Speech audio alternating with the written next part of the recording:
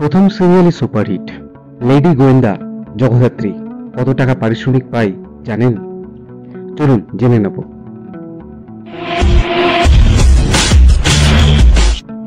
বাংলা ধারাবাহিকের ফ্যান অথচ জগদ্ধাত্রীকে চেনেন না এমন মানুষ খুঁজে পাওয়া বড় দায়। আসলে শুরু থেকে সুপারহিট জি বাংলার এই মেগা, আর সেই দৌলতে জগদ্ধাত্রীর অভিনেত্রী অঙ্কিতা মল্লিকের জনপ্রিয়তা বেড়েছে হু হু করে। প্রথম সিরিয়ালেই দুর্দান্ত অভিনয় দিয়ে সকলের মন জিতে নিয়েছেন এই অভিনেত্রী। সিরিয়ালের জনপ্রিয়তা কতটা সেটা প্রমাণ টিআরপি তালিকা থেকেই পাওয়া যায়। একটা সময় দীর্ঘদিন টপ পজিশন হোল্ড করে রেখেছিল, এখন সেরা 5-এর মধ্যে জায়গা করে নিয়েছে জগদ্ধাত্রী। একদিকে যেমন জগদ্ধাত্রী স্বয়ম্ভূর কেমিস্ট্রি, তেমনি টান টান উত্তেজনামূলক গল্পের ট্র্যাক, সব মিলিয়ে চোখ সরানোর দায় দর্শকদের।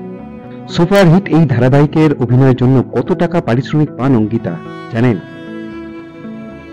টেলিজগতে জগদ্ধাত্রী অঙ্কিতার প্রথম কাজ।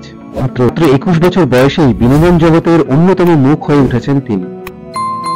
পড়াশোনা করতেন এবং পড়াশোনার পাশাপাশি মডেলিংও করতেন, আর সেখান থেকেই সিরিয়ালের কাজের সুযোগ আসে। ইন্টারনেট ঘেটে যদি দেখা যায় তাহলে জগদ্ধাত্রী পারিশ্রমিক নিয়ে নানা তথ্য পাওয়া যায়। তবে জানা যায় শুরুতে নাকি মাসে 70,000 টাকা পারিশ্রমিক পেতেন অঙ্কিতা এই ধারাবাহিকে অভিনয়ের জন্য। তবে জনপ্রিয়তা বাড়তে থাকায় সেটা পরবর্তীকালে বেড়ে 90,000 টাকা গিয়ে দাঁড়িয়েছে। অর্থাৎ বর্তমানে মাসে 90,000 টাকা পারিশ্রমিক পান অঙ্কিতা। শুধুমাত্র পশ্চিমবঙ্গেই নয়, ওপার বাংলাতেও জগদ্ধাত্রীর দর্শকদের সংখ্যা কম নয়।